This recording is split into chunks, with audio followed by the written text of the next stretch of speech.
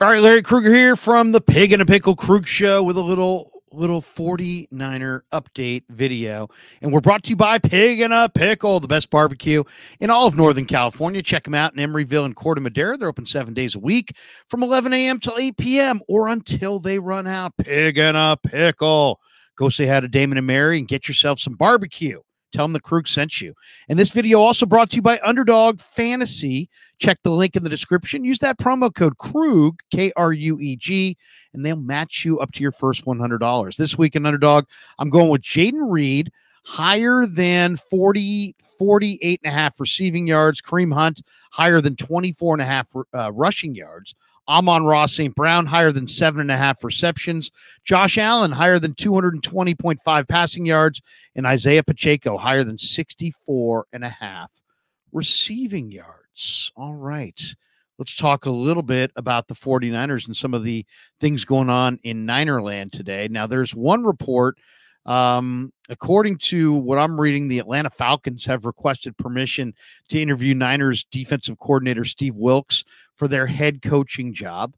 So Wilks, I would imagine, is going to get a number of offers or number of interviews. Will he get an offer is the question. I got to think that there's a very good chance that Wilks is going to get an offer at some point. Why? He's widely respected. The 49ers, what he did this year with the 49ers is impressive. I mean, he stepped into the Niner situation. It wasn't his scheme.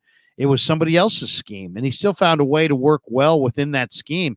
And when he was up in the booth and the 49er players wanted him to be on the sideline, well, guess what? He adapted to them. And they've done a really nice job defensively. And the Niners have had a good year on that side of the ball. So will the Falcons hire him as their head coach? I don't know. But today they asked for permission to interview the 49ers defensive coordinator for their head coaching position. Now, that's one story that's out there. The other story of note is that the Washington Commanders have narrowed their search for the president of football operations job down to 2 candidates, and they have centered on Bears assistant GM Ian Cunningham and 49ers assistant GM Adam Peters. This is according to CBS Sports' Jonathan Jones. Peters is a really talented executive. And here is the thing about this is that, Peters is a Bay Area guy. He's from Cupertino. He came from Denver because he wanted to be here in the Bay Area. One thing you got to keep in mind is the Commanders did hire Bob Myers, the former Golden State Warriors general manager, to assist with the search. And Myers is obviously has ties to the Bay. He's from the Bay. And has been seen at a number of 49er games in the last year. And, if you and obviously went to UCLA, Adam Peters went to UCLA, and there's probably a connection there. So I got to think that Peters is probably the Commanders' number one choice. Now, if you're the 49ers, what can you do? Well, you can wish him well and shake his hand and say good luck in Washington. Or you can fight like heck to keep him if you think he's the guy. The interesting thing here is that, Rand Carthon left the 49ers a year ago for the Tennessee Titans general manager job. And my read on that was that Rand thought, well, you got John Lynch here, and he's not going anywhere soon. And then you have Adam Peters as the heir apparent. And so if I want to be a GM, I'm going to have to go somewhere else. But now here we are a year later, and Peters could be potentially on the way out as well. It makes you wonder, has John Lynch, the extension that John Lynch got somehow impacting, Adam Peters now to want to leave? The Adam Peters is and how good of an executive is Adam Peters? How vital is Adam Peters to the 49ers efforts personnel wise? He's in his 21st season in the NFL, third as the Niners assistant GM. He previously spent 4 seasons as the vice president of player personnel with the Niners. He joined the Niners after spending 8 seasons with the Denver Broncos. In 2016, he was named the Broncos director of college scouting after spending 2 seasons as the team's assistant director of college scouting. Spent 3 years prior to that as their national scout, and originally joined the Broncos as a regional scout way back in 2009. But Peters is considered to be a young star in the personnel ranks. And if the 49ers want to keep him, do you change his title?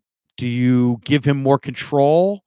Do you up his pay? I mean, there is no salary cap for what you pay your executives. If the Niners want to pay Adam Peters more money, they absolutely are within their rights to do so. They can pay him basically anything they want to pay him. And maybe they should. I mean, if Adam Peters is really key to what they do, then maybe you want to pay him more money. Maybe you want to give him more control. Maybe you want to promise him that he will be the guy who takes over for John Lynch whenever John Lynch decides to ride off into the sunset. But this is an interesting one because Peters is a talented executive. I know he's well regarded around the league. I really believe he's the Commanders' number one choice.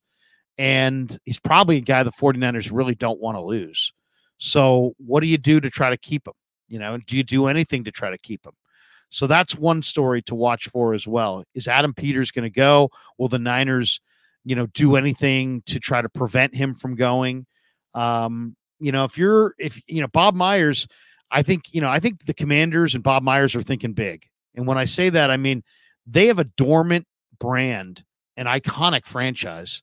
The Commanders, previously the football team, before that, the Redskins, were an iconic franchise under Jack Kent Cooke and Bobby Beathard and Joe Gibbs. They were right there with the Niners in the 80s as one of the preeminent franchises in the NFL. Then Dan Snyder bought the team and the whole thing, he basically drove it into the ground.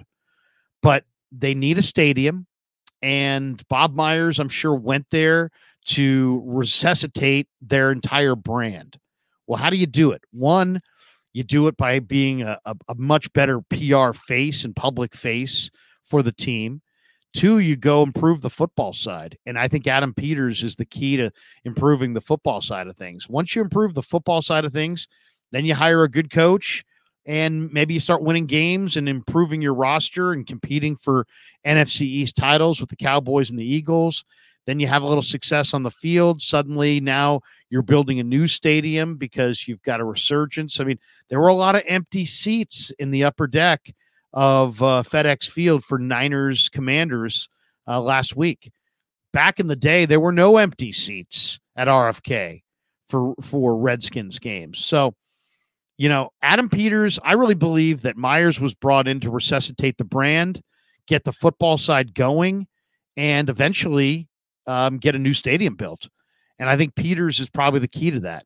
So he hires Peters, and then Peters hires a head coach. They win on the field. They get better talent. Suddenly they're having success. They're packing the stadium. They've got momentum towards a new stadium. They get out of FedEx Field. And within a 5 to 10 year period, they've resuscitated that iconic brand, kind of the way that Joe Lacob resuscitated the Warriors brand. But even the Commanders have even a better history in some ways in Washington than the Warriors even had in Oakland at the time when Joe bought them. So I think that's the plan for Myers. I think that's the vision, is get out of FedEx Field and turn the Commanders back into an iconic brand. And I think Peters is the key to that on the football side, to that turnaround. So they want him, and they want him badly. And they're knocking at the door right now. They're not waiting until after the Super Bowl or, sometime into February. They want Adam Peters, and they want him now. So if you're Jed York, do you make a preemptive strike? I would, because I think Peters is worth it. And one last football note, Christian McCaffrey is once again added another impressive accolade to his resume. The 49er running back today named the NFC's Offensive Player of the Month for the month of December. In 5 December games, CMC accumulated 520 rushing yards, 3 touchdowns on 79 carries. He also contributed in the passing game, 19 catches, 175 receiving yards, and 2 receiving touchdowns.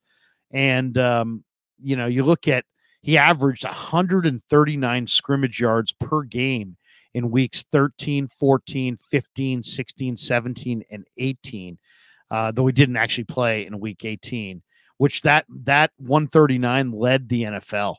So he sat out the regular season finale against the Rams. But what a year for Christian McCaffrey. 2,023 scrimmage yards, 21 touchdowns in 16 games. Awesome year. And it marks the second time in his career that he surpassed the 2,000 scrimmage yard mark, the first happening back in the 2019 season. So this is McCaffrey's second NFC Offensive Player of the Month award on the year, the fourth of his career. He's among 9 49er players that got the Pro Bowl nod for the amazing seasons that they had. All right, that is the 49er update. Thanks to all of you guys. Thanks to Pig and a Pickle for being the title sponsor of the Krug Show. Thanks to Underdog Fantasy for sponsoring this video. And thanks to all of you guys for supporting the Krug Show on YouTube.